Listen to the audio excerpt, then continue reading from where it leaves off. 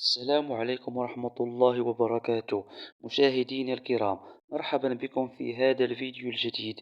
جدول مباريات المنتخب المغربي في كأس العالم للناشئين 2023 هي على الشكل التالي: مباراة الجولة الأولى، المنتخب المغربي ضد منتخب بنما، يوم الجمعة 10 نوفمبر 2023 في حدود الساعة 10 صباحا بالتوقيت المغربي.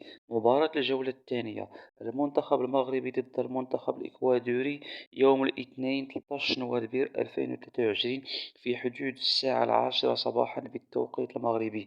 مباراة الجولة الثالثة، المنتخب المغربي ضد المنتخب الأندونيسي، يوم الخميس 16 نوفمبر 2023 في حدود الساعة 1 زوالا بالتوقيت المغربي. ومن المنتظر نقل هذه المباريات على قناة بي إن سبورت HD المفتوحة.